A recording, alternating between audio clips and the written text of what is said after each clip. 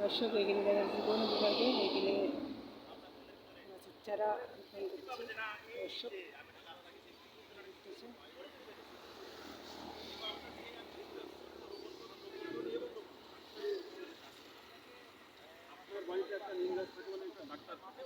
আপনার মনের অজান্তে কিন্তু দেখেন আমরা কিন্তু আমাদের গরমে আক্রান্ত করি, আমাদের জ্বর হয়, বাচ্চাদের অনেক কৃমি হয়।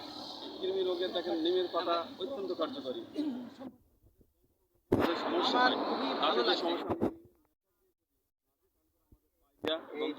অন্যান্য কাজ করে, সুতরাং এবং এছাড়াও দেখেন প্রয়োজনীয় এবং অপ্রয়োজনীয় আমাদের নিম যে কাঠটা কিন্তু আমাদের গৃহস্থলীর কাজে আমরা ব্যবহার করি। সুতরাং আমাদের যেখানে ফাঁকা জায়গা পাবো এবং আপনাদের প্রত্যেকের বাড়ির যে পরিত্যক্ত জায়গা সেই জায়গাতে অবশ্যই আপনারা একটি করে অন্ততপক্ষে নিম গাছ লাগাবেন।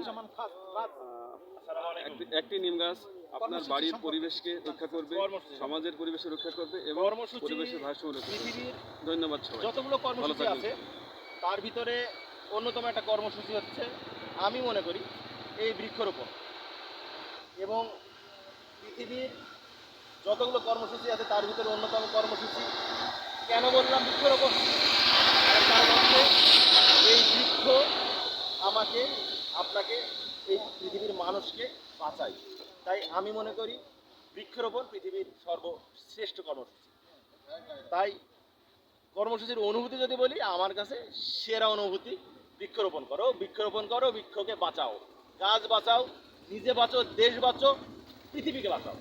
সব মিলিয়ে ধন্যবাদ। দর্শক আমরা এখানে বন বিভাগে গাছ রোপণ করা এবং গাছে করা সকলের সুস্বাস্থ্য কামনা করে দর্শক এখানে গাছ লাগানো এখানে দর্শক আপনারা দেখছেন প্রতিষ্ঠান থেকে সব গাছ লাগানো হয়েছে।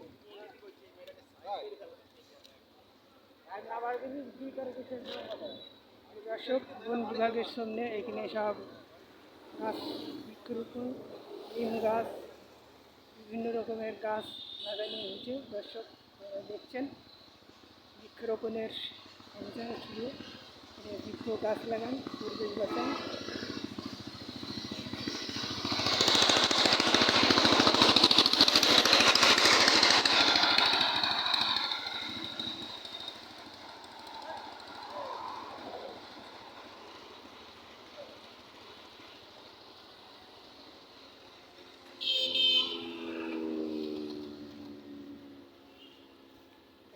এখানে গাছ লাগানো হয়েছে।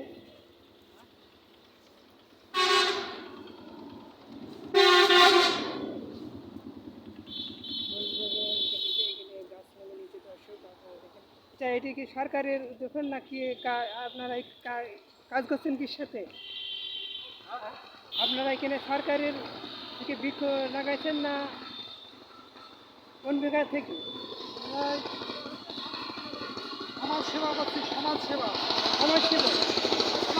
করছি মানে এখানে সমাজ সেবা থেকে গাছ লাগানো হয়েছে যে মানুষের উপকার যেতে গাছের সবগুলো রোগবালা এসব নিম গাছের বিভিন্ন রকমের জন্য এখানে লাগানো হয়েছে যাতে মানুষের ছায়া পাওয়া যায়। এই কতদিন শুরু করতে হবে যে এটা আজ কয় বছর ধরে কয় বছর ধরে শুরু করছে? আমাদের এই গ্রুপ 17 সাল থেকে আমাদের চলছে কাজ। 17 সাল থেকে 8 বছর যে এইভাবে আস্তে আস্তে এইভাবে লাগাই নিয়েছে, তাই তো? দর্শক এখানে দেখছেন সমাজসেবক থেকে এখানে আস্তায় গাছ লাগাইছে। দর্শক আপনারা এখানে গাছ লাগান, সবাই মিলে লাগান এবং গাছগুলো যাতে নষ্ট না হয় সেভাবে এখানে দেখাশোনা করবেন। দর্শক আমাদের দিগিরপাড়ার অভিভাবক প্রতিদিন চ্যানেল থেকে শেয়ার ও লাইক করবেন। আমাদের আরেকজন সদস্য এসছে, নয়ন ভাই, উনি